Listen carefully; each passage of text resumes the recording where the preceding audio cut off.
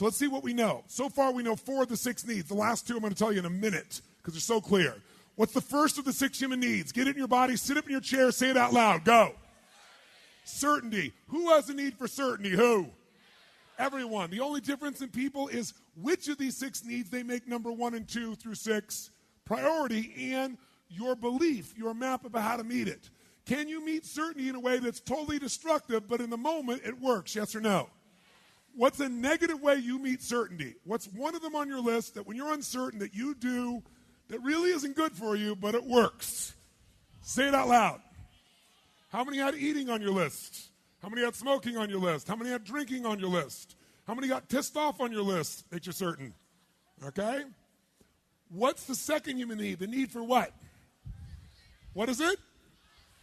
Who needs uncertainty? Who needs variety? Who needs surprise? Who? Everyone. And you know what? If things are going too good, you'll things up just to create some variety. Some of you think life's about balance. You say to you, I don't want life to be up and down like this. I want my life to be a straight line. Well, if you go to the doctor and they hook you up and you're a straight line, what does that mean? Death. We need variety to feel alive. Now, I know some of us like to have less up and downs. Wouldn't be a bad thing every now and then. But we go through seasons and phases, and some seasons are more intense than others. And once you make it through some tough seasons, you can handle it. You can turn it into a roller coaster you enjoy instead of something that's killing you. That's part of the game. What's the third human need? The need for a feeling of what? Another word for that is to feel unique, to feel special, to feel important, to feel needed.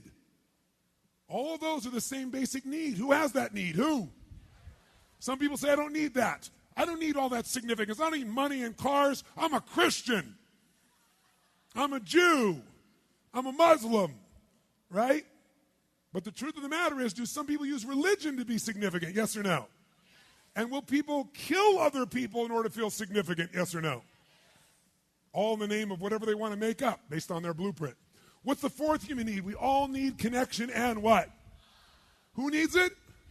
How can you get it? Unlimited ways. Most common way that takes the least amount of risk, have a big problem. Because if you get up and you go, I have this problem, and I do these things and this and that, and people don't connect with you, you can go, they don't understand, and you can connect with yourself. Feeling sorry for yourself is the most common way people get connection.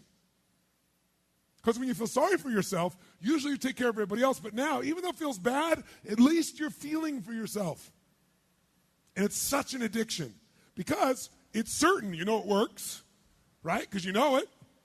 And it's connecting with yourself, and if you have a big problem, it's significant as hell. Guess what? Now you're totally addicted to your problem. It's not that your problem isn't real, it's that you're not going to change your problem. Because you don't understand what I've been through. And it would be true they don't understand it.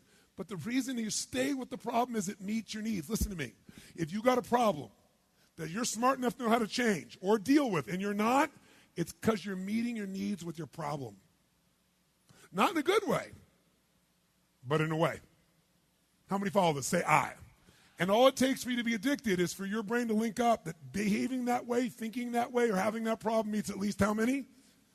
3 of those needs, and you're going to be addicted. Only way you're going to get out of it is get addicted to something better. Something that's good for you, good for others long term. Then you deserve to have your needs met. You just want to meet them in a better quality way. That's all. Make sense? Now, those first 4 needs I call the needs of the personality. Right? They're the needs of your personality. And let me tell you something. Every person in this room, any person alive, will find a way to get certainty, even if they have to make it up.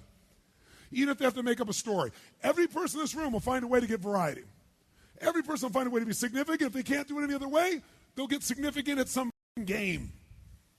Or they'll get significant at writing things to tear other people down on the web, and they can do it instantly. Or they'll get significance by being in a position where they tear somebody else down and talk about how they are. Because really they feel insecure, uncertain, and insignificant, so they tear somebody else out to feel certain and secure and significant. Everyone's going to do it. The only question is, are you going to do it in a way that's positive, neutral, or negative? It's the only question. You're going to do it. But the final 2 needs, not everybody meets. These final 2 needs are spiritual needs. Not spiritual in a religious sense. Spiritual meaning your spirit feels alive when they're met. And they are determined whether you're fulfilled or not. The first needs will make you feel okay.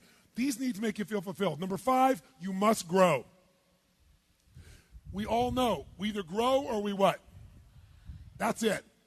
If your relationship isn't growing, it's dying. If your business is not growing, can you hold a business stagnant? Yes or no? Hell no. Right now, we've watched this economy, and we've watched people talk about the economy is going to turn around. It can't possibly turn around without growth in jobs. It's driven. 70% of this economy is driven by spending. You can't spend when you don't have a job.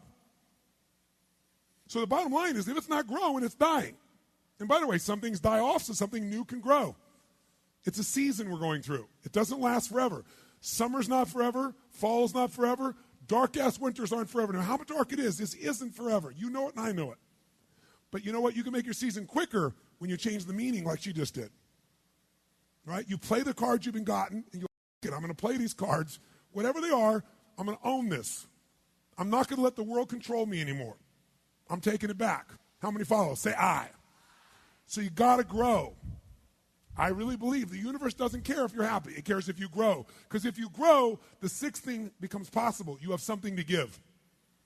We only have something to give that's special if we grow. We got to grow and give. If you just give to yourself, you don't feel alive. We've got to contribute. Number 6 is contribution. You've got to contribute beyond yourself to feel like your life is meaningful. Life's not just me, it's about we, and we know it.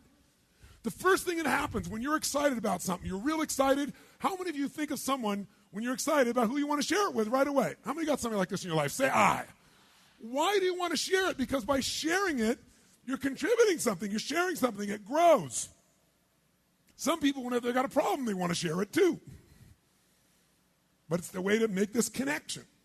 So these are the 6 needs. So now watch. Remember I said there were 2 differences in people. We have the same 6 needs. So here's a fireman on 9/11 who's going to run up into that World War, or up into, I should say, the World Trade Building, and he knows he's going to die. Were there some men and women that knew they were going to die, sent people down, kept going up to save other people? Yes or no? Why? Why would a person be willing to give their life for a stranger?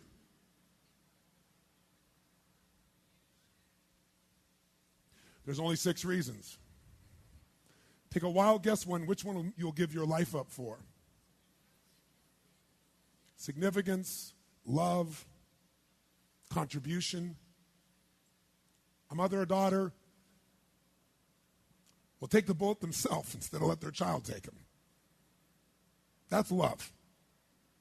That's a love most people don't know. Human beings have this incredible capacity to step outside themselves for something greater.